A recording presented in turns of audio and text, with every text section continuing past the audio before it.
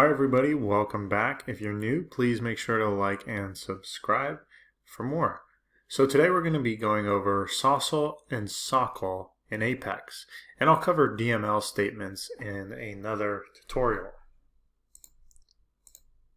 So SOQL, what is SOQL? SOQL stands for Structured Object Query Language, and it's used to query Salesforce object records. So here's a common syntax: select ID, name from the object, which is account in this case, where billing state equals California. So I'm asking the database to retrieve me the ID and name from the account table where the billing state equals California. So you'll notice that this is very similar to SQL if you're familiar with that, but has its own Salesforce spin on it. And SOQL can traverse parent-to-child or child-to-parent relationships. So an example of a child-to-parent relationship is I can query the contact. I'm looking at contact first name, contact account, and then querying all the way up to billing street. So I can start at the contact, but since the account is the parent of the contact, I can also query up to account. And here's me traversing down to the child record. So I got this subquery here. I start with the parent, select account name, account billing street, and I have a subquery where I select contact name from contact from account. So here I'm going down one level to the child.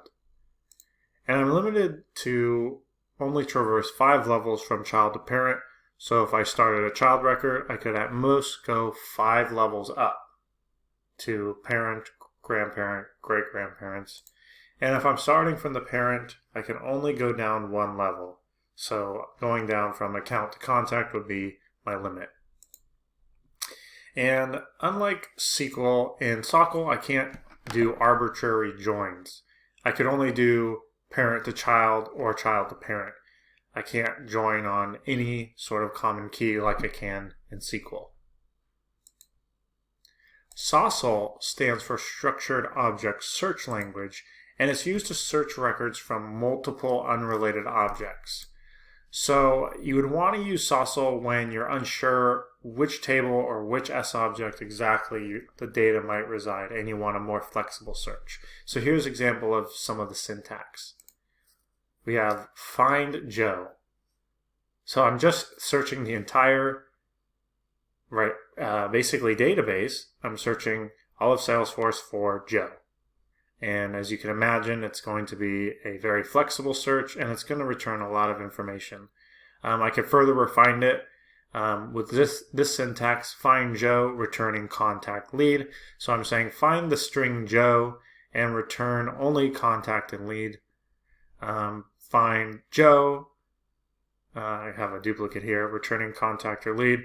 I can also say find Joe or John, returning contact, and I can specify what fields I want to return.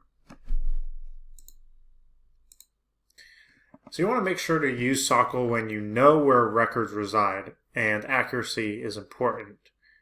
And if you need to be able to sort or count the results. And you can use SOSL when criteria is less restrictive and you need to return, or you'd rather return, a wider range of possibilities versus getting exact accuracy. So we're going to look at how to use SOQL in Apex, and then we're going to jump to Developer Console and run some SOQL queries. So SOQL can be used in Apex to assign values to a variable, such as a specific S object or a list of S object. So here's an example. We have a list of accounts called account list, and in this account list we're writing a SOQL query to define it. Select ID name from account where billing city equals Costa Mesa limit 10. So this is going to store in this account list the results that are returned from here. And then in my query, I'm simply, in my Apex here, I'm simply just debugging the list and returning this list. And let me show you what that looks like in the developer console. So I'll bring that up and let me just write that here, expand this for you. So here I'm going to, here's the first example. I'm going to create that account list and I'm going to debug the account list. Open the debug log. And you can see I returned 2. So found 2 accounts, one called Little California and the other called A Tail We Could Wag. I can also use SOQL directly in a loop. So I have a for loop here and I'll iterate through accounts and I'll define my list right here. I'll say select ID name from account where billing city equals Costa Mesa. So I'm going to actually loop through all of these values here, and for every time I guess for every item that's returned, I'm just going to debug So not a very sophisticated Apex, but it gets the job done for my example. So let me show you what this looks like. Again, my for loop, I have the object and I'm defining the list right here that I'm going to iterate through, and I'm going to debug for every hit I get. So I'll execute, go to my debug log, and I've got 2, the same 2, but now I'm just looping through and debugging for, again, my for loop, I have the object and I'm defining the list right here that I'm going to iterate through, and I'm going to debug for every hit I get. So I'll execute, go to my debug log, and I've got 2, the same 2, but now I'm just looping through and debugging for every match I get. So when I'm using SOSL in Apex, I need to restore the results in a list of S objects.